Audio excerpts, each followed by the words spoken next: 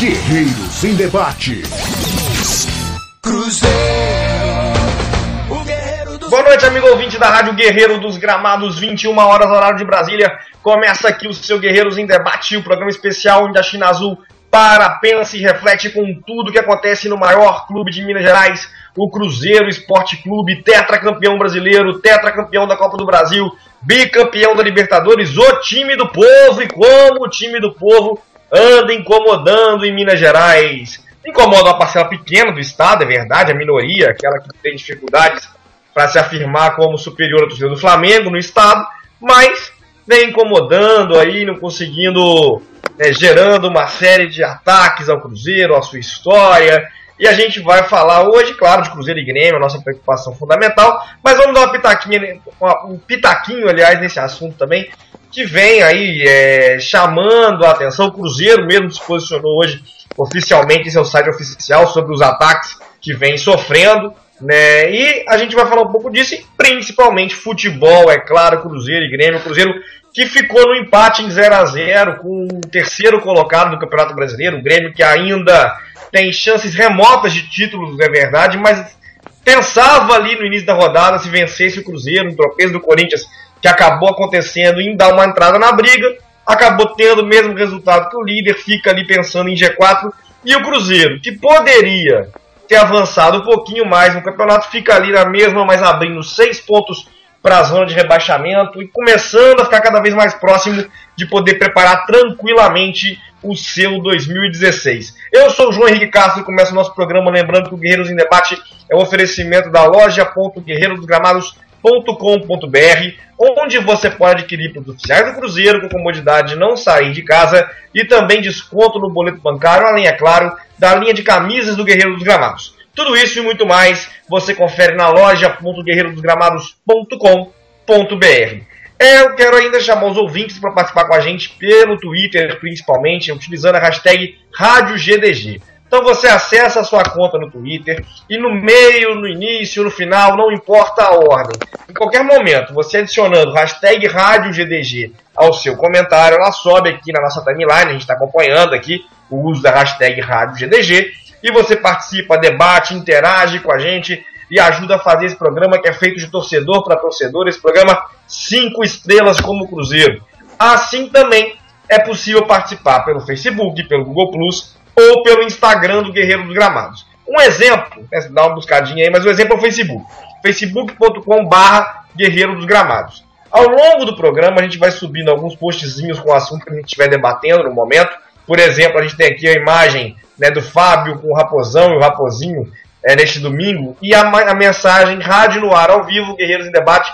Participe, deixe sua pergunta, curta e compartilhe. Abraço aqui ao Flávio Abdala, ao Dene Reis, ao pessoal aqui já acompanhando o programa com a gente e que vai ajudar a construir mais um debate nessa segunda-feira sobre o Cruzeiro Esporte Clube.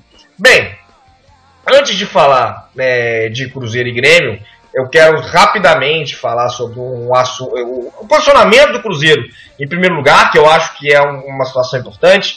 O Cruzeiro finalmente se posicionou, inclusive ameaçando eventuais reparações jurídicas. O Cruzeiro se posicionou em relação ao ataque que a sua história sofre, por parte especialmente de blogueiros atleticanos, alguns com espaços inimagináveis em Globoesporte.com, em estado de Minas, a sua história, especialmente a partir da difusão de Cruzeiro, o time do povo. Entre as acusações que o Cruzeiro sofre pela sua história, estão as acusações de que o Cruzeiro era um clube que não admitia negros em seus quadros e de que o Cruzeiro era uma instituição fascista. Nessa terça-feira, em primeiro lugar, aliás, vou começar pelo assunto de antes. Desde ontem, eu me posicionei solicitando, especialmente aos blogueiros responsáveis por esses textos, por exemplo, o Bruno Toches, que escreveu o texto do Globoesporte.com, que ele acabou retirando depois, o Fred Melo Paiva, que também fez acusações de Cruzeiro enquanto instituição fascista na sua coluna no Estado de Minas, o mesmo Fred Melo Paiva que não poupa termos homofóbicos para se referir à torcida do Cruzeiro, fiz convite para que pudessem fazer um debate de 2 horas comigo sobre a história do futebol mineiro. Nos últimos tempos pesquisei bastante sobre o tema para fazer a coluna Apenas que é Mentira, né, desmentindo muitas dessas histórias que os atleticanos criam para falar que é verdade, com montagens e etc. E não tive resposta. Né? Para não dizer que não tive resposta, alguns atleticanos, né, se posicionaram, especialmente o Zeca Franco, que é um personagem na internet aí do Twitter, também blogueiro, dizendo que participariam do debate mediante pagamento de R$ 1.500. Né? Eu acho lamentável que um blogueiro se disponha a defender as cores do seu clube mediante pagamento de cachê num debate como esse. O desafio está mantido para qualquer atleticano que queira sustentar que o Cruzeiro era uma instituição fascista ou que ele não admitia negros em seus quadros. Né? E, evidentemente, né, como se desenrolou a situação? Eu complementei ao desafio, né, do Zeca dizendo que o dinheiro seria doado por uma instituição de caridade. E hoje, em coluna do Guerreiro dos Gramados, enviei um comprovante de compromisso de doação de R$ 1.200, R$ 100 por 12 meses, que será renovado mais R$ 300 assim que isso vencer, ou seja, os R$ 1.500, para CAD, Casa de Acolhimento, Casa de Acolhimento Padre Eustáquio, que é uma instituição que cuida de crianças com câncer e que foi acompanhada pelo Cruzeiro durante a campanha Setembro Dourado. Né? A gente lembra aí as criancinhas que puderam acompanhar o Cruzeiro, entrar no campo com o Cruzeiro. Infelizmente, o Zeca considerava que ele era merecedor de que esse dinheiro fosse depositado para ele. E, em função da comoção, algumas pessoas se disponibilizaram a criar uma onda de doações espontaneamente, me enviando mensagens por redes sociais para que esse debate pudesse acontecer, e foi reunido dinheiro para isso, mais R$ 1.500, que o Zeca exigiu que fosse depositado antes da realização do debate na sua conta ou na conta do Vibrantinho. Foi uma pessoa que ele sugeriu. Eu conversei com o Vibrantinho hoje à tarde, o Zeca disse que não tinha conseguido falar com ele. O Vibrantinho falou que não conhece o Zeca e que inclusive não tinha ligação, não tinha nada no telefone dele. Mas enfim, isso aconteceu. Outros atleticanos apareceram cobrando R$ 1.500, um falou que faria pela metade. Não consegui alguém que topasse fazer o debate comigo sem cobrar cachê. Eu me disponho a fazer sem cobrar cachê, com mediador escolhido por eles e com as perguntas também escolhidas por eles. Desde que contemplemos dois temas. Né? A acusação de que o Cruzeiro vetava negros em seus quadros e a acusação de que o Cruzeiro era uma instituição fascista. Não tive sucesso ainda em encontrar um debatedor para isso.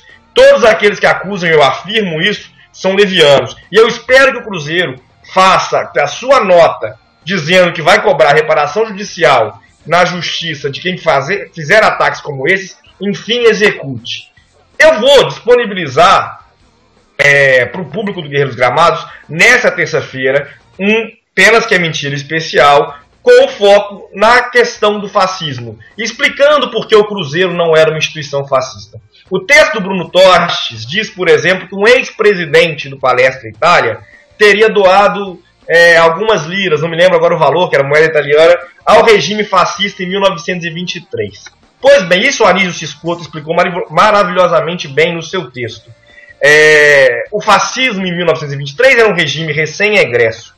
A doutrina racial fascista, que é construída especialmente a partir da superioridade do povo italiano sobre os judeus e do cristianismo sobre o judaísmo, é construída em 1938. Ou seja, o fascismo assume uma doutrina racial 15 anos após essa doação. Qualquer um que lê um livro didático de história de 9º ano, ensino fundamental, vai encontrar essa distinção em relação ao termo racial entre o fascismo italiano, que é aproximado ao integralismo brasileiro, ao franquismo espanhol, ao salazarismo português e o nazismo alemão, né, que desde a sua origem é marcado por uma doutrina racialista. O Palestra Itália é marcado, no momento em que o Manifesto das Raças é feito, por deserção de ídolos históricos do Palestra Itália, da seleção italiana e da vida na Itália. Por exemplo, Niginho, um dos maiores artilheiros da história do Cruzeiro, que se recusa a vestir a camisa italiana nesse contexto.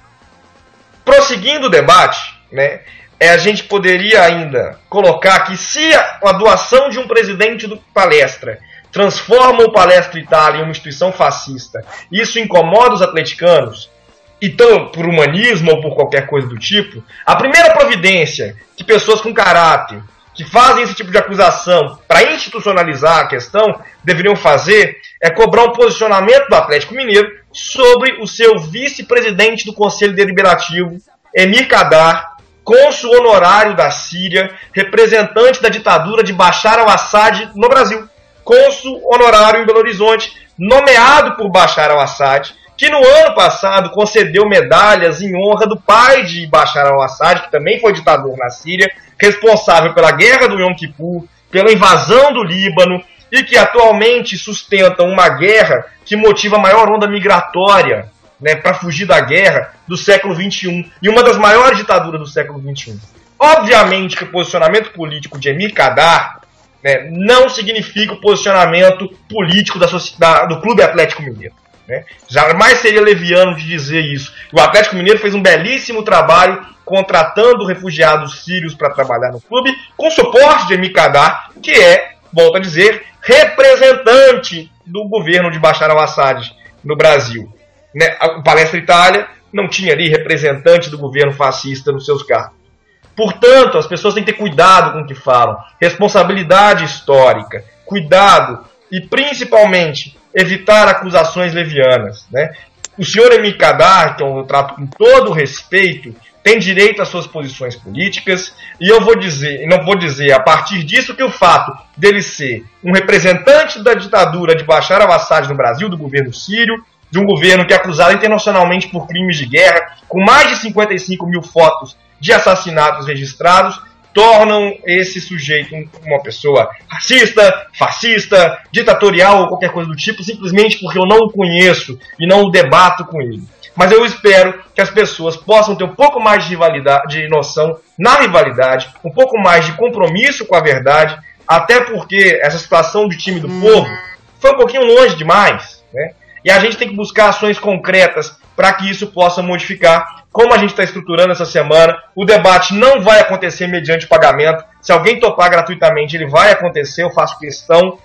Agora, não vai acontecer mediante pagamento, e o dinheiro recolhido, né, que está sendo ainda recolhido para que o debate pudesse acontecer, já tem a minha doação, ele será destinado à instituição, à CAD, e a CAD vai receber, em função da tentativa de promoção desse debate, que até agora é fracassada, uma doação de R$3 mil da torcida cruzeirense, né, que se mobilizou a partir dessa discussão, e muita gente me procurou. Eu agradeço o carinho que recebi hoje e fico satisfeito que a gente possa fazer uma doação dessa, enquanto o debatedor do outro lado queria comprar chopp com o dinheiro. Bem, vamos falar de Cruzeiro e Grêmio então. Foi um pouco longo aqui, peço desculpa aos companheiros de bancada que estão aguardando para poder falar com a gente aqui, mas vamos falar então de Cruzeiro e Grêmio, né? O produtor aqui, nem mandei meu abraço hoje ao produtor, ao diretor, Paulo Costa, o homem que foge dos microfones e que no final do ano vai estar debatendo com a gente, porque o Cruzeiro já está quase certo na Série A no ano que vem. Está dizendo também que o Guerreiro dos Gramados agradece a contribuição. A gente publicou texto hoje também sobre a relação com a CAD, e isso também foi fundamental para que a gente pudesse ter sucesso no recolhimento dessas doações. Muito legal essa iniciativa. Agora sim, Cruzeiro e Grêmio. O Cruzeiro foi bastante superior ao time do Grêmio. É até curioso isso, né? Cruzeiro e Grêmio, quando se enfrentam em Belo Horizonte, independente do momento das equipes, o Cruzeiro ganha uma força muito grande, e o Cruzeiro foi superior à equipe gaúcha, com bola na trave, Marcelo Groi fazendo boas defesas, e o Fábio tendo que fazer apenas uma boa intervenção ao longo da partida. O 0x0 agarrou na garganta, até porque o Cruzeiro poderia ter galgado algumas posições e almejar o ainda distante G4, ainda ficaria distante, mas ali o Cruzeiro mais próximo do meio da tabela. Não aconteceu, mas eu quero saber do Lucas Carzalade, meu parceiro aqui de Guerreiro dos Gramados, o que ele pensa em relação a essa atuação do Cruzeiro. A vitória não veio, mas essa atuação dá, por exemplo, confiança de que o Cruzeiro vai terminar a temporada sem sustos, Lucas? Boa noite. Boa noite, João. Boa noite, Luciano, que daqui a pouquinho vai ser apresentado aí devidamente, e a todo mundo que está escutando a gente. João, já vou falar, tá, do Cruzeiro e Grêmio, não vou ficar me prolongando aqui no assunto que você tratou, não, mas só uma pontuação, assim, fico muito orgulhoso de ver o que você está fazendo acima de tudo. tá? Porque acho que isso é uma questão independente de time, e eu até falei isso no Twitter outro dia, que infelizmente com a internet as pessoas irresponsabilidades estão ganhando grandes ecos que não deveriam. Então acho que as pessoas têm que tomar mais cuidado com as coisas que escrevem, independente de paixão e de qualquer coisa do tipo. Ao mesmo tempo que o futebol é mágico, infelizmente ele está expondo a babaquice e a quantidade de pessoas que não têm o menor cuidado com o que falam ou a proporção que as coisas tomam. Mas sobre o jogo, João, copo meio cheio, apesar de eu achar que com 16 finalizações, nenhuma delas entrar é um número um pouco alto. Obviamente o Cruzeiro do Mano é infinitamente superior ao do Cruzeiro que o Marcelo desse ano, né, que o Cruzeiro não estava engatando, e obviamente do Luxemburgo eu não preciso nem comentar. A postura do time é outra, a gente vê jogadas, a gente vê o time produzindo, conseguiu massacrar e apertar o Grêmio o jogo inteiro, foi um domínio nos dois tempos, deixou o Grêmio recuado, enfim, o Cruzeiro dominou a partida, mas faltou o golzinho, né? Mais um empate, assim como foi contra o Vasco e como o Atlético Mineiro, mais um empate que a gente ficou com a sensação de que era possível ter vencido. Mas o time tá bem melhor, a gente vai entrar nos detalhes daqui a pouquinho. Eu acho que o foco tem que ser esse, né? O Cruzeiro foi para a 13ª colocação, tem 37 pontos. Primeiro colocado na zona de rebaixamento é o Goiás, com 31. Né? Figueirense tem os mesmos 31. Então ali a diferença de 6 pontos para o 17º e para o 18º. Né? O Vasco e o Joinville já estão bem mais distantes, com 27 e 24 pontos. Acho que dificilmente vão alcançar até o final do campeonato a pontuação que o Cruzeiro já tem no momento. Claro, com 37 pontos, o Cruzeiro ainda corre risco se não pontuar, se tiver, por exemplo, uma série de resultados como teve na fase final do Luxemburgo, nas últimas 10 rodadas com o Luxemburgo. O desempenho do time não sugere que isso vai acontecer, como o Lucas disse muito bem, cara. Pelo contrário, o time vai mostrando o seu melhor momento na temporada. Já o G4, né, que tem o Santos abrindo o G4, tem 46 pontos do Santos. São 9 pontos a mais. Poderiam ser 7 se o Cruzeiro tivesse vencido. E se o Cruzeiro tivesse vencido, seriam 7 pontos para o G4 e 8 pontos para o Z4, com o Cruzeiro pulando para a 11ª colocação. Lembrando que se o Santos vencesse a Copa do Brasil, por exemplo, o 5º lugar iria para a Libertadores, que é o São Paulo, com os mesmos 46 pontos, por enquanto pouca diferença. Só uma arrancada espetacular, uma sequência de 9 vitórias, por exemplo, podem fazer com que o Cruzeiro ainda alcance uma vaga na Libertadores, por sua vez. Se o rebaixamento demanda que o Cruzeiro perca jogos em demasia, para sonhar com Libertadores, só uma arrancada espetacular e ainda dependeria de outros resultados. Diante disso, Luciano, e avaliando a atuação do Cruzeiro ontem, dá para sonhar com o G4 ainda? Dá para preocupar com o rebaixamento ainda? Ou tá na cara que o Cruzeiro só volta a ter grandes objetivos? Não que brigar contra o rebaixamento seja um grande objetivo, mas só volta a ter objetivos dentro da competição em 2016. Boa noite, Luciano. Boa noite, João. Boa noite, Lucas. Boa noite ao Paulo. Boa noite aos ouvintes da Rádio Guerreiro dos Gramados. João, o Cruzeiro esse ano, eu, pelo menos, não espero grandes pretensões agora, principalmente no final do campeonato. Como você mesmo falou, a gente precisaria de uma sequência grande de vitórias que a gente não tem desde a época primorosa do Marcelo Oliveira no comando do Cruzeiro, né? Seriam 9 vitórias e ainda aguardando outros resultados para que a gente seja beneficiado.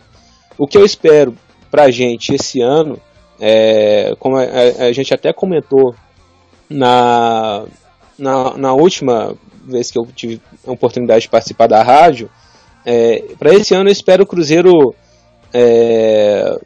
na parte de cima da tabela, mas sem grandes pretensões, porque está praticamente impossível agora, né? Mas rebaixamento eu não espero do Cruzeiro, pelo modo com que o time vem se apresentando nos últimos jogos, que a gente tem uma consistência maior, né? O Mano mesmo, quando ele chegou, acho que foi para o Globo Esporte que ele deu uma entrevista, falando que sobre os times do Guardiola, que ele primeiro ajeita a defesa e o time, com a segurança da defesa, o time pode atacar com mais tranquilidade. Eu estou vendo bem esse trabalho dele. O Cruzeiro já tem uma defesa bem mais compacta, bem mais acertada do que com os últimos técnicos, e a partir daí o Cruzeiro já está melhorando toda a sua forma, toda a sua consistência de jogo, saídas para o ataque, tanto que a gente está conseguindo encurralar adversários fortíssimos, como o Grêmio, que é terceiro colocado do Campeonato Brasileiro, e a gente conseguiu encurralar, só faltou o gol mesmo. Como o Lucas falou, 16 finalizações, 2 ou 3 bolas na trave, então o Cruzeiro foi bem superior ao Grêmio. O Cruzeiro tem sido superior aos últimos adversários também, como foi contra o Atlético Mineiro, como foi contra o Vasco. Só alguma parte do jogo contra o Vasco também que não foi superior, mas o Cruzeiro merecia uma sorte melhor. Então, para esse ano, eu espero o Cruzeiro mais da parte de cima da tabela, mas ajeitando a base para o ano que vem, que seria realmente um ano com mais pretensões de títulos, vitórias e maiores conquistas a partir do ano que vem. Esse ano eu já não espero tanta coisa assim.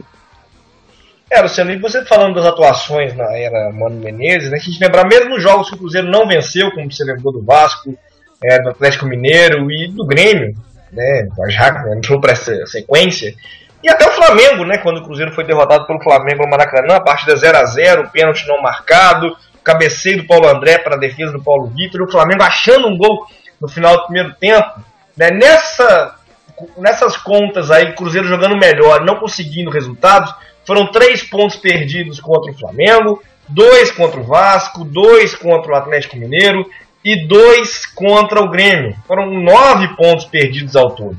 Se ele tivesse ganho um pouco menos da metade, 4 pontos, ele estaria nesse momento com 41 pontos. Né? E aí estaria junto da Ponte Preta no 9º lugar, a 5 pontos do G4. Né? Estaria ainda mais próximo desse sonho. Isso é bom a gente dizer porque o Cruzeiro tem mostrado futebol para eventualmente botar uma boa sequência de resultados.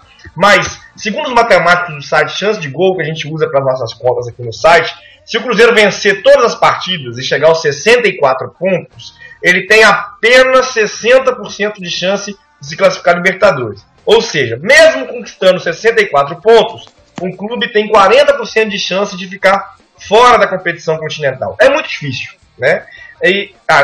Isso é para G4, eventualmente com G5 pode cair mais um pouquinho. E aí me parece também que o Cruzeiro tem agora cada vez mais próximo no horizonte 2016. E isso, se o campeonato for marcado por uma sequência de pense aqui, empata ali, perde aqui, em 2, 3 rodadas, o Cruzeiro vai estar livre do rebaixamento e já sem grandes objetivos, já sem ter muita perspectiva. Já é muito difícil de poder alcançar o G4. Os ouvintes estão participando com a gente aqui. O Paulo César Costa dizendo que acha que o Alano tem um potencial muito grande, mas precisa ser lapidado, principalmente nas finalizações. Ele tem muito a melhorar. Vários ouvintes estão dizendo aqui sobre o manifesto que eu fiz no início do programa. Eu quero agradecer as palavras de carinho, mas simbolicamente eu não vou lê-las, porque uma das acusações que eu recebi hoje quando fiz o desafio é de que o meu interesse com o debate era promoção pessoal. E não tem nada disso, né? Quem me conhece aqui no Guerreiro dos Gramados, 6 anos que eu trabalho aqui no Guerreiro dos Gramados, jamais ganhei um centavo aqui no Guerreiro dos Gramados. O Paulo Costa, que comigo desde o início, pode dizer o seguinte: a única vez que eu tive dinheiro na minha mão aqui no Guerreiro dos Gramados foi para fazer o Diário de Bordo. Foi um programa que a gente fez na Argentina em 2011, com patrocínio, né? E eu devolvi dinheiro quando eu voltei, porque eu não gastei tudo. Então, esse tipo de acusação eu não gosto e vou simbolicamente não ler. Agradeço pelas palavras, mas as palavras que parabenizam pelas ações que foram tomadas aí. Agradeço mais uma vez, mas vamos para o debate que a gente está fazendo aqui. O Paulo César disse, por exemplo, que os blogueiros do outro lado querem denegrir a imagem do Cruzeiro porque está doendo. Cruzeiro, time do povo. Muitos Cruzeiros, time do povo, e ofensas também, que eu acho que não é o propósito. O Thiago Cruz dizendo que lamentava essa posição de certos blogueiros que fazem tipo de comentários. Volto a dizer que o Cruzeiro tome providências quanto a isso, que não fique só numa nota. O Raposeiro dizendo que chegamos ao ridículo com essas coisas, atacam demasiadamente com inverdades, não vale nosso tempo. E o William nos Estados Unidos dizendo que está ouvindo a gente direto de Oklahoma City nos Estados Unidos e deixando o seu abraço. Recado carinhoso que a gente recebeu aqui agora, né, a gente aqui no meio do programa dizendo... Eu vou mandar uma mensagem para Ana Paula, ex-atleta do vôlei, né, que é cruzeirense, tem marca, se ativa nas redes sociais falando sobre o Cruzeiro. A gente fez uma brincadeirinha com ela aqui, convidando ela para participar do programa. Ela já está dizendo que vai ser um prazer, vamos agendar aí, viu? Trabalho para a produção, um convite para a Ana Paula estar aqui debatendo com a gente nas próximas semanas. O Azul de Minas diz que internamente se fala em meio de tabela para planejar 2016 e se discute a possibilidade de disputar a Sul-Americana. Eu lembro que o Azul de Minas, em algumas semanas, talvez semana passada, o tempo está um pouco confuso na minha cabeça, falava sobre Sul-Americana. Eu acho que provavelmente a Liga Sul-Minas-Rio, né? E eu disse que eu era contra a Liga Sul-Minas-Rio porque eu achava que a divisão de cotas seria injusta. Apareceu que todos os clubes vão dividir. Aliás, era contra a participação do Flamengo e do Fluminense. Achava que eles receberiam cotas a mais por serem do eixo, etc. Surgiu a história essa semana que as cotas serão iguais. Se for nesse sentido, eu acho que são bem-vindos, já que a gente tem aí a proposta, né, dos clubes desse eixo do futebol de construir uma liga, muito em função dos problemas regionais. A Liga Sul-Minas-Rio está em negociação com a CBF. Ela tem o mesmo estatuto potencial da Copa do Nordeste e da Copa Verde. São dois torneios regionais que dão vaga na Sul-Americana. O Brasília, que todo mundo viu esse ano, disputou a Sul-Americana por vencer a Copa Verde, e o Ceará teria direito pela Copa do Nordeste, mas como chegou às oitavas de final da Copa do Brasil, acabou sendo o Bahia vice-campeão da Copa do Nordeste. Pois bem, o Ceará entrou no STJD porque tinha direito à vaga na Sul-Americana, reivindicando o direito de disputar as duas competições. O STJD conferiu esse direito ao Ceará, mas talvez pela ameaça do rebaixamento da Série C, o Ceará está muito próximo de cair para a Série C, o Ceará acabou desistindo de disputar as duas competições. O meu parecer sobre o Sul-Americano é o seguinte: é absurdo o Cruzeiro abrir mão da Copa do Brasil para disputar a Sul-Americana. Fazer como o Fluminense pode ter feito, aquela eliminação estranha, mas humilhante, de perder de 5 gols da América de Natal na terceira fase da Copa do Brasil para poder jogar a Sul-Americana. Isso eu acho que não passa. Mas, conquistando a vaga, eu acho que o Cruzeiro deveria sim fazer como os clubes faziam nos anos 90, né, quando tinha Libertadores e Supercopa. Tinha Conmebol, que era a terceira competição, normalmente os clubes recusavam disputar a Conmebol. Mas o São Paulo, ele aceitava os clubes que disputavam a Supercopa, né, que tinham Libertadores e podiam disputar a Supercopa. Outros clubes sem Libertadores à época disputavam a Conmebol como a última bolacha do pacote. O São Paulo, para disputar Supercopa e Libertadores, botava o expressinho na Conmebol. Né? O São Paulo foi campeão com o expressinho, era um time júnior. O Grêmio botava o expressinho, né, também na Copa Conmebol. E aí eu penso que o Cruzeiro tem que jogar na quarta-feira, oitavas da Copa do Brasil, fase preliminar da Sul-Americana, disputa as duas competições, uma com time reserva, para poder, inclusive, prestigiar as duas marcas, que são duas chances de ir para a Copa Libertadores. Acho interessante se fizesse um estudo nesse sentido, né, Lucas? Com certeza, João. O ideal seria que o time pudesse participar de tudo, né? A gente fica até pensando como até hoje, a gente já está em 2015 e as pessoas conseguem fazer campeonatos sem pensar no calendário deles, como um interfere no outro. Mas é uma opção, até porque como o Cruzeiro é um time que tem focado muito nas categorias de base, né? A gente sabe que a gente tem uma base muito forte. Outro dia eu estava até conversando com um amigo sobre a quantidade de jogadores das categorias de base que se profissionalizaram, né? Alguns estão no Cruzeiro, outros já saíram, seja por empréstimo ou já negociados com outros clubes, mas seria bem legal. Difícil é se os jogos fossem exatamente no mesmo dia e horário para quem a gente ia ficar torcendo, mas é uma opção colocar a turma da base. Acho que isso aí é um caminho importante, se possível de ser feito. Eu concordo do Cruzeiro seguir. Ainda, João, só pegando um gancho aqui com o que você Luciano, estava falando agora há pouco sobre a posição do Cruzeiro no campeonato. Também acho que o Cruzeiro não chega no G4, mesmo se ganhar todos os jogos. Acho que nem esse é o pensamento mais. Vamos só chegar na pontuação para sair ele de vez do rebaixamento e já planejar melhor quem vai ficar ano que vem. Mas acho que uma coisa muito importante que aconteceu, principalmente nessa reta final, depois do jogo contra o Palmeiras na Copa do Brasil, que foi a forma como a torcida abraçou o time de novo, assim, isso foi, a gente vê cada jogo, eu né, morando em São Paulo, não posso obviamente, mas em todos os jogos do Mineirão, mas como a torcida tem apoiado o time, eu acho que toda essa confusão desse ano foi importante pra gente reacender e deixar ainda mais forte essa relação da torcida com o time, acho que esse é o nosso grande trunfo e aprendizado desse ano. Lucas, e a mesma posição sua aqui tem o Dom Bartolucci, que está dizendo que a gente saiu de 2 anos maravilhosos, que é para ir com calma, não pensemos em G4, o Cruzeiro ressurgirá trabalhando na paciência e calma. Eu acho, né, sobre planejamento para 2016, que o Cruzeiro começa a viver um momento muito parecido. Novamente no início de outubro, né, o Cruzeiro volta a viver um momento parecido com 2012, né, onde o Cruzeiro teve que fazer a reformulação do elenco, né? Pensar na reformulação do elenco, que já tinha se iniciado em 2012, né? Com a chegada de jogadores como o Ceará, o Tinga, e contratando uma nova comissão técnica, o Marcelo Oliveira, foi contratado pelo Cruzeiro ainda em outubro, né? Contactado pelo Cruzeiro em outubro, contratado mesmo após a saída do Celso Rotti no final do ano, mas o Cruzeiro fazendo um estudo com calma. E nesse sentido, o Cruzeiro tem uma vantagem muito grande para 2012 e a reformulação para 2013, que o treinador da próxima temporada já está aqui. Né? É o treinador que vem mostrando estudo, conhecimento, tudo aquilo que a gente cobrava no seu antecessor, né, que a gente não via no seu antecessor. E agora a gente está vendo trabalho, conhecimento, estudo, boas coletivas, com análise sobre os adversários, enfim, profissional de fato. O Cruzeiro tem, a gente disse isso vem dizendo algumas semanas, 41 atletas no seu elenco profissional. É um número muito elevado. A reformulação vai ser naturalmente muito grande, porque o elenco precisa ser reduzido.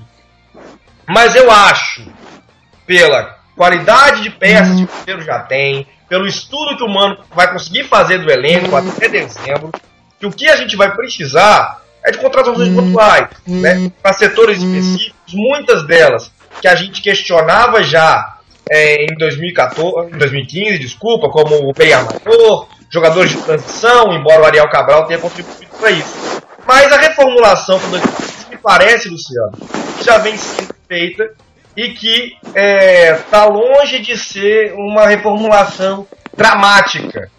Entre aspas, 2016 meio que já começou no Cruzeiro, né, Luciano? Com certeza, João, concordo plenamente. Em 2012 a gente já viu esse trabalho com a chegada do Alexandre Matos para preencher ali uma deficiência mesmo da diretoria do Cruzeiro. Com a saída do Dimas veio o Alexandre e fez um trabalho que o Bruno Vicentim está cobrindo nesse ano, né?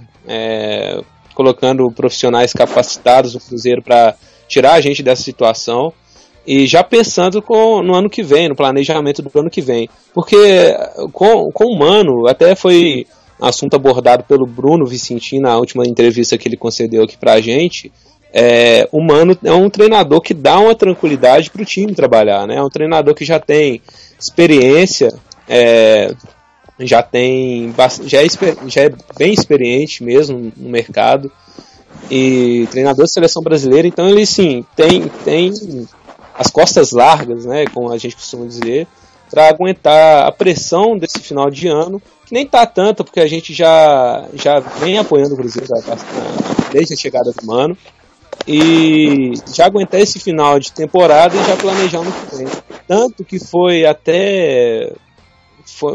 contratado o Thiago, né, o diretor de futebol, que é um cara que me parece ser bem proativo, um cara que tem ambição de conquistar títulos, né, um cara jovem, e é uma renovação que a gente sempre pediu no Cruzeiro, né, novas ideias, profissionais com ambição mesmo de ganhar, porque está no DNA do cruzeirense, né, sempre aliando ali a saúde financeira, mas sempre conquistando títulos. Então, o planejamento, como o Bruno mesmo citou na entrevista que ele concedeu para a gente,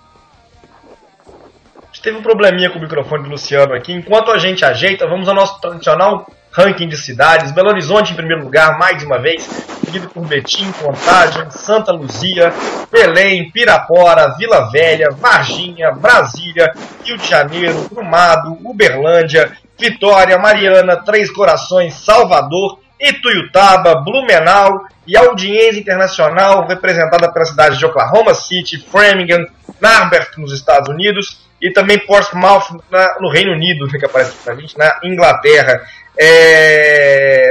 A gente tem ainda, né, que lembrar sempre que o Guerreiros em Debate é um oferecimento da loja.guerreirosgramados.com.br, onde você pode adquirir os oficiais do Cruzeiro com a comodidade de não sair de casa e também desconto no boleto bancário, além, é claro, da linha de camisas do Guerreiro dos Gramados. Tudo isso e muito mais você confere na loja.guerreirosgramados.com.br. O Cruzeiro vai ter agora 10 dias, né, de planejamento até o próximo confronto, que é contra o Atlético Paranaense, no dia 14, na Arena da Baixada, em Curitiba. O Atlético Paranaense, né, é uma pena que demore tanto tempo. A gente está falando, o time precisa de um descanso, precisa.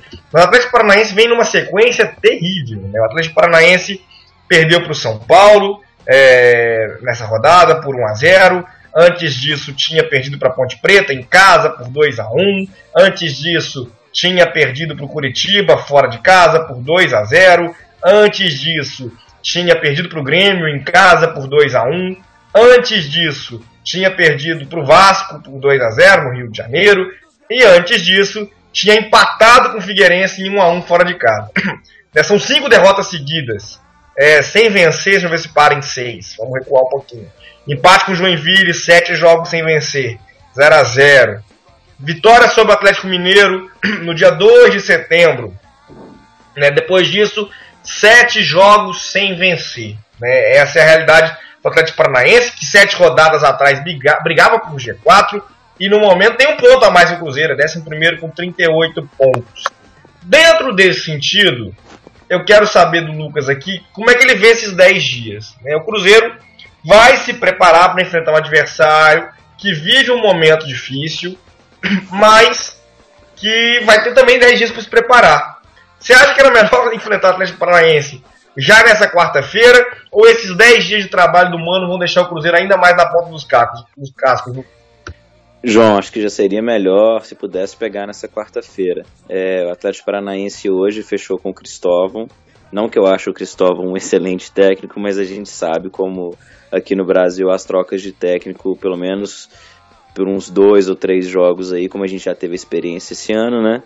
Como que a troca de técnico motiva um pouquinho, pelo menos, os jogadores lá do outro lado.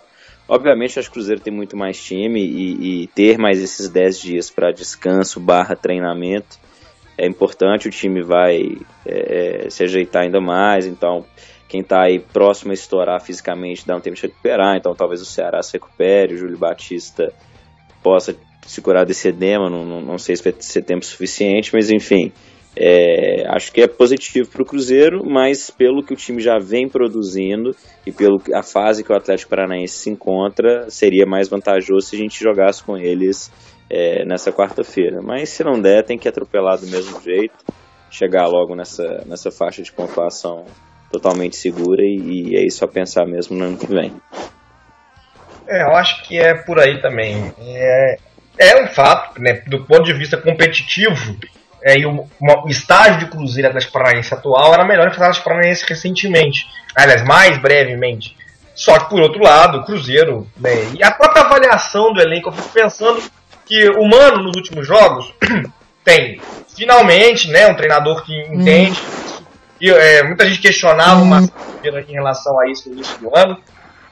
Eu acho que o segredo é por aí. Se deve manter uma convicção no esquema tático, numa escalação, para se ganhar entrosamento, etc. Pode se questionar se não era o melhor esquema tático. Acho que é um questionamento interessante. Mas, cada jogo, se adaptar aos adversários, etc. Infelizmente, o dinamismo e mesmo o pouco tempo de treinamento entre um jogo e outro não permite que isso seja feito com tanta qualidade. Então, me agrada o Mano estar insistindo, fazendo ainda poucas observações em jogo, porque jogo não é lugar para fazer laboratório é no treino, e agora ele vai ter aí nesses 10 dias chance de fazer algumas avaliações, especialmente de avaliar esses 45 jogadores, que é algo que ele vem reclamando muito. né, que quando ele tem que avaliar o elenco, dar um treinamento, né, são aí quase 4 times. Né? Vários treinamentos do Cruzeiro, a gente reparar, vai nas portais de notícias, o Mano faz treinamentos times reduzidos, com 8 ou 9 atletas, com 4 times, né? 2 jogando num campo, 2 jogando no outro. Para ele poder estar avaliando todo mundo, para ele poder estar vendo todo mundo, dando chance para todo mundo de mostrar o seu futebol. Nesse sentido, 10 dias pode ser que promova algum tipo de novidade, né? Mesmo no time titular, ou alguém que retorne ao banco, o pessoal se recuperando de lesão, e tem um Cruzeiro até diferente que tomara melhor contra o Atlético Paranaense daqui a 10 dias, não sei. João, com certeza, 10 dias para treinamento, observação do Mano, do elenco, das peças que ele tem, treinamento de finalização principalmente, né? Já que a gente já vem percebendo a consistência defensivamente do Cruzeiro. O Cruzeiro já vem trabalhando bem o meio campo, a defesa e o meio campo, né, com uma maior compactação, e isso reflete lá na frente, com mais oportunidades de finalização, e agora é só treinar a finalização mesmo. Esses 10 dias, João, é importante para a gente, além do trabalho técnico mesmo.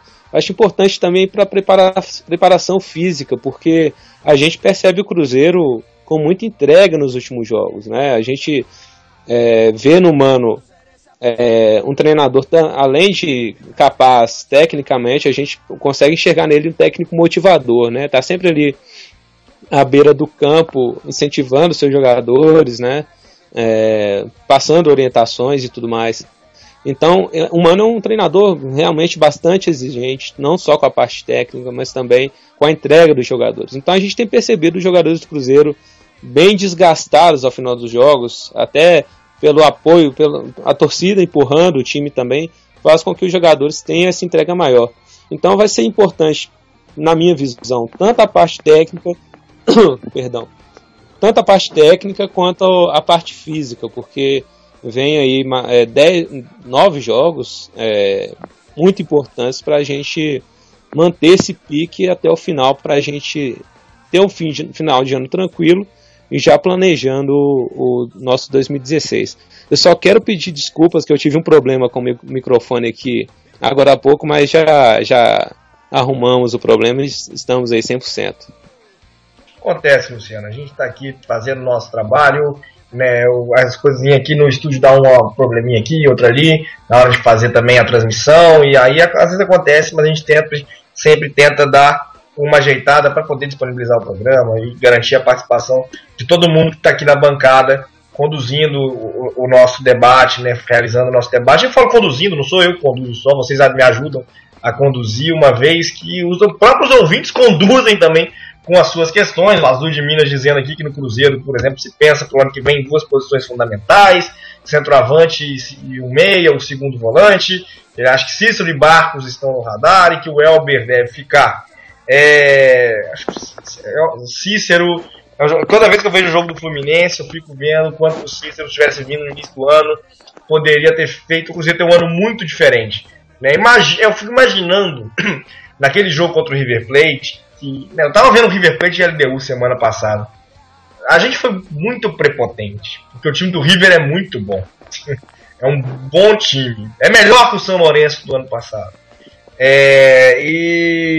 Mas o Cruzeiro ali no meio campo com o Ariel Cabral, tivesse um Cícero ali também na armação, teria sido um jogo muito diferente no Mineirão, sem sombra de dúvida, né? Perdemos o gol com o William logo no início, sim, também, aquele gol que mudou tudo, mas acho que a temporada seria um pouco diferente, né? Se um jogo ou outro tivesse tido um resultado diferente, se ali não tivesse sido aquela tragédia, se no jogo contra o Atlético Mineiro pela semifinal do Mineiro, infelizmente ainda se dá valor demais para resultado em competição estadual, sem avaliar as circunstâncias das derrotas. O Cruzeiro foi superior ao Atlético Mineiro nos 3 clássicos do campeonato estadual, mas empatou os 2 primeiros e foi derrotado num lance em que o Weber ignorou a marcação do 4º árbitro, né? Então Enfim, o Cruzeiro não evoluiu ao longo do ano e agora sim vem conseguindo uma reação importante e vai conseguindo terminar bem o ano, né? A gente está com a sensação de que isso vai acontecer. Que o Cruzeiro vai terminar o ano bem, que vai terminar o ano na boa e que nesse sentido 2016 já começou a ser feito no clube com a chegada do Bruno Vicentim à vice-presidência de futebol, com a chegada do Thiago Escuro para a diretoria de futebol, né, aquele período tenebroso ali, com profissionais que desconheciam a história do Cruzeiro, pouco motivados e engajados profissionalmente, como Isaías Chinoco, o Vanderlei Luxemburgo, isso passou.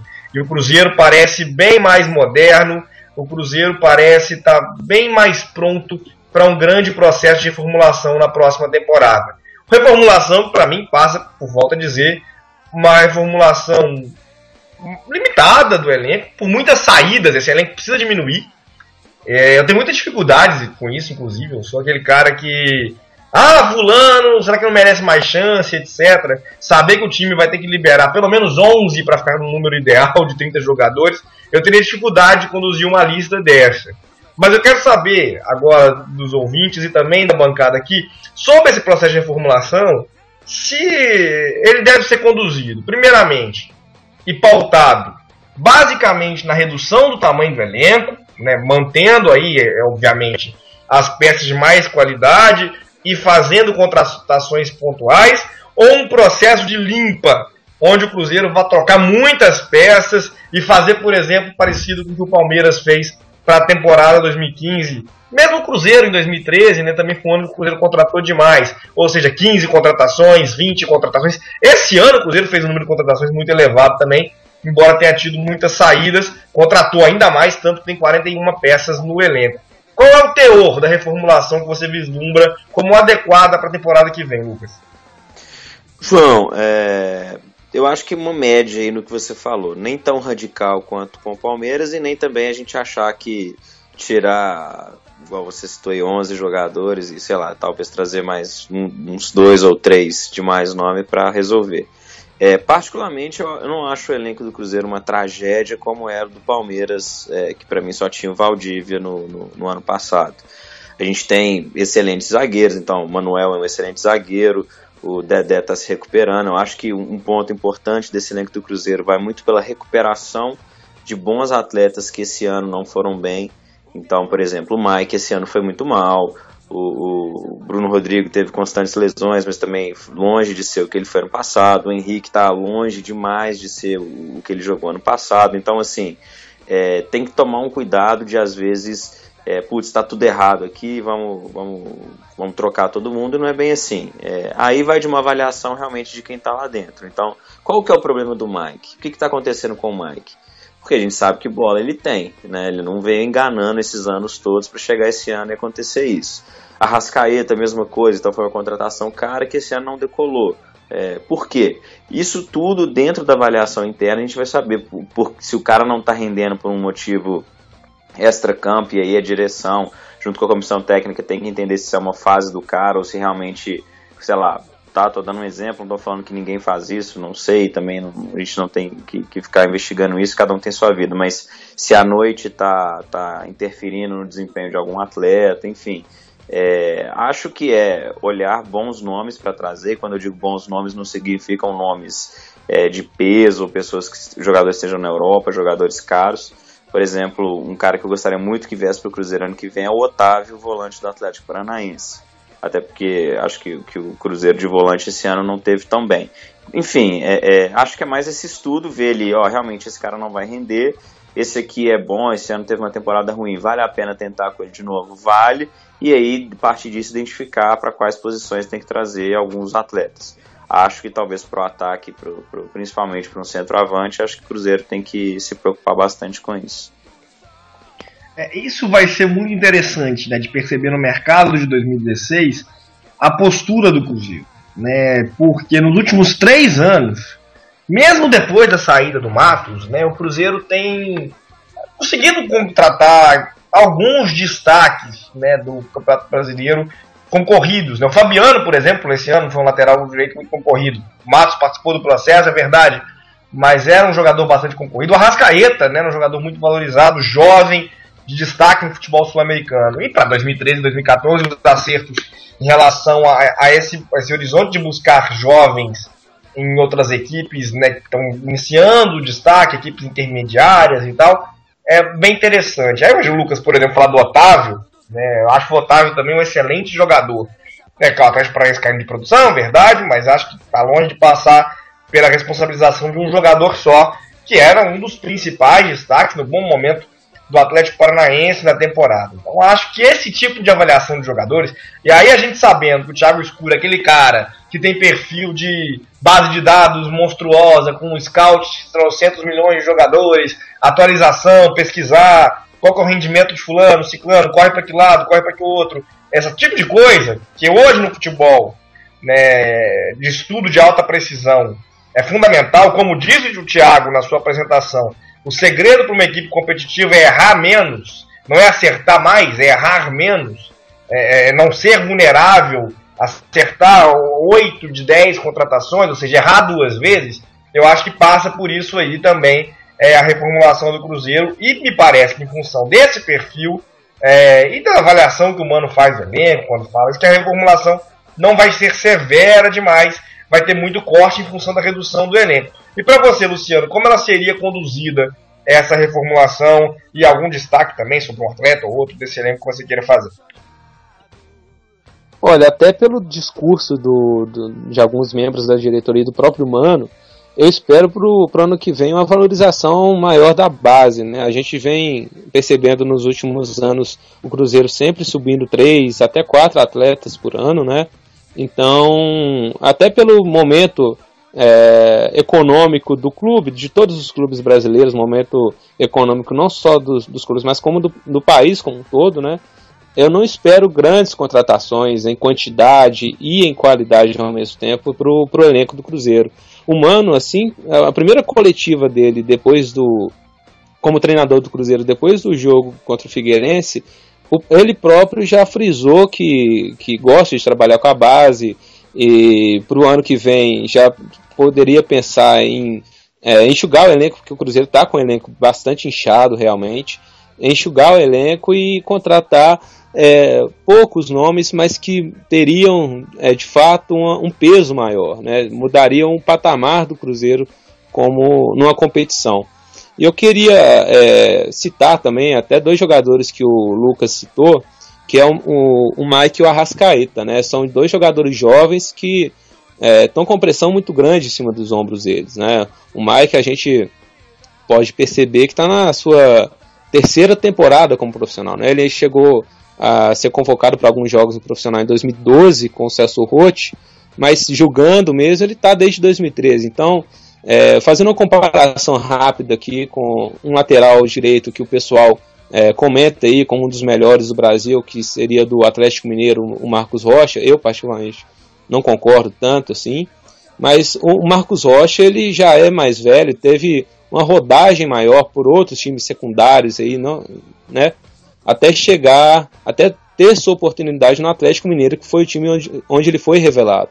O Mike não, ele já saiu da base segurando a barra de um time recém-reformulado, cheio de incertezas, né? Porque se alguém afirmasse que o Cruzeiro de 2013 ia dar certo, era impossível, né? Era incógnita aquele time. Então o Mike já chegou segurando a barra. Óbvio que aquele time era muito bom, de fato muito bom, só que a gente precisa ter um pouco de calma com esses jogadores jovens como ele e o Arrascaeta, porque são responsabilidades grandes para 2 jovens. O Arrascaeta tem 20 anos, o Mike 22, entendeu?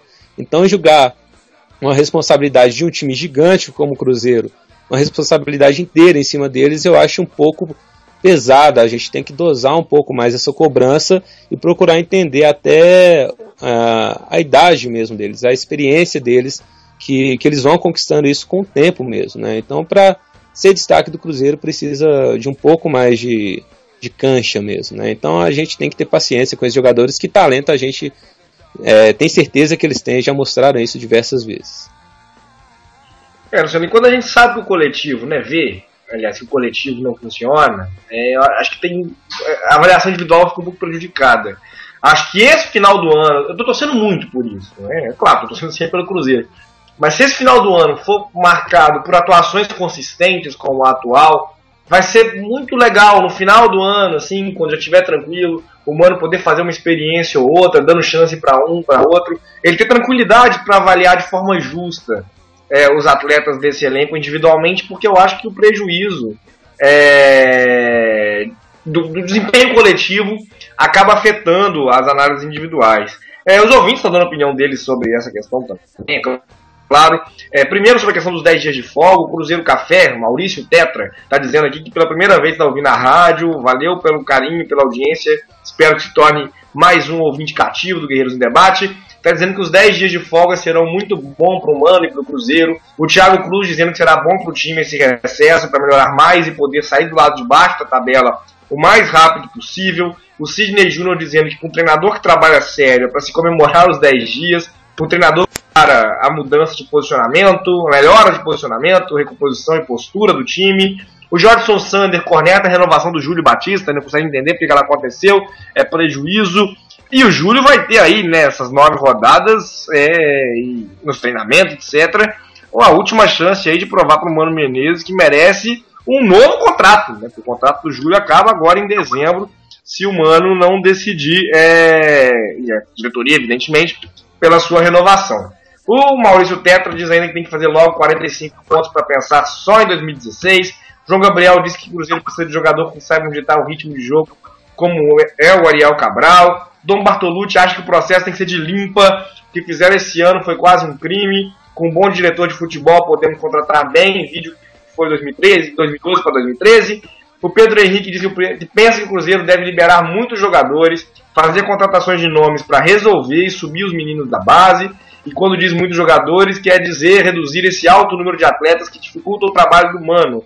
O Jonathan diz que tem que cortar gastos com peças de baixo nível e dar 3 tiros certeiros. Eu acho isso preciso demais. Aquela coisa de você ter, e muita gente no Cruzeiro tem falado isso, o sexto zagueiro não pode ser uma contratação, entendeu? O sexto jogador para a zaga tem que ser um cara da base, né? Faz o menor sentido. Se a base não consegue revelar um atleta para ser o sexto elemento da zaga, tem algum problema de formação, né? E aí eu acho também que tem que ter uma redução disso para permitir que os atuais atletas do Sub-20 e jogadores como o Alex, se for aproveitado, né, que é zagueiro do profissional, mas da base do Cruzeiro, né, possam ter um pouco mais de chances, de espaço no elenco. Não vejo sentido deles perderem espaço para os atletas que eles perderam nessa temporada, né? O Eurico, o Bruno Edgar foram outros que tiveram pouquíssima chance. O Azul de Minas de que Charles e Júlio Batista não ficam. Bruno Edgar e Marcos Vinícius devem ser emprestados. E Marquinhos e Williams Faria também. O Maurício Tetra acha que nada de limpa. Tem vários jogadores que podem ficar no elenco. E o JB 5 estrelas aqui, chamando o JB aí, ele está dizendo que deve ser de Júlio Batista, João Batista, ou qualquer coisa assim. Torcer para que o Gilvan não limite a ação do Bruno e resolva fazer um time campeão novamente. Acho que a torcida é essa também. E já vou passar a palavra para o Lucas, para ele se despedir dos nossos ouvintes com sua palavra final. Não há palpite, infelizmente não tem Cruzeiro mais ao longo dessa semana, só na semana que vem, quando a gente vai estar repercutindo aí a preparação para o Cruzeiro Atlético Paranaense. Mas abre espaço então, Lucas, para sua despedida, agradecendo mais uma vez pela participação. Estava sumido do nosso debate aqui também. É sempre um prazer poder conversar com você, meu caro. Boa noite. Valeu, João, pelo convite. Mais uma vez foi ótimo participar. Abraço para o Paulo, para o Luciano, para todos os nossos ouvintes. E agora, nessa reta final do ano aí, fechar com chave de ouro para a gente terminar por cima o ano e já com a cabeça em 2016, que eu tenho certeza que nosso ano vai ser melhor. Boa noite para todo mundo aí e até daqui a alguns dias pra gente comentar Cruzeiro e Atlético Paranaense. Isso aí, Lucas, valeu. Certo, o Mário Lúcio Vaz está dizendo aqui que é bom lembrar que em 2016 o Arrascaeta vai fazer pré-temporada, isso é verdade, o Arrascaeta naquele imbróglio judicial não, mas Cruzeiro tentando, Internacional tentando, chegou muito tarde e fez a pré-temporada no Defensor, né, que tem problemas de estrutura, um clube pequeno do Uruguai que joga 30 vezes a menos do que um clube do Brasil. Então, para ano que vem, ele vai ter uma preparação diferente. Fora isso, o Arrascaeta e todos os outros ficaram 3 meses chegando 4h30 da tarde para treinar por orientação do professor, né? Então, dentro desse sentido, também o trabalho, né, de físico, técnico, tático, tudo isso foi muito prejudicado nesse período de 3 meses, aí, onde o Cruzeiro funcionou com tudo na base do improviso. Agora sim, Luciano, vou agradecer você também pela participação no debate, sempre um prazer debater com você e abrir espaço para sua despedida. Boa noite. Boa noite, João, boa noite ao Lucas, ao Paulo, aos ouvintes.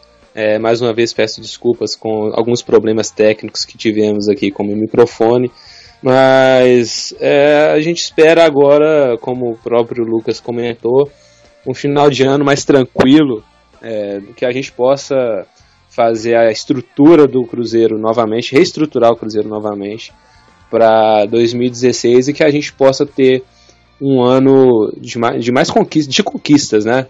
Em 2016, como foram nos anos anteriores, que é o que a gente sempre espera do Cruzeiro. Sempre com responsabilidade administrativa, financeira, mas com a montagem de grandes elencos, que foi sempre marca registrada do Cruzeiro, né? Sempre a esperteza dos diretores em trazer bons nomes que não são tão visados, mas que dão certo na montagem do elenco. Então deixo aqui meu boa noite para todos os ouvintes, para todo mundo que esteve com a gente aqui hoje. E semana sem Cruzeiro não é a mesma coisa, mas daqui a 9 dias, 9 dias passa rápido e a gente já vai estar aí com o nosso time em campo novamente. E um abraço a todos aí, boa noite.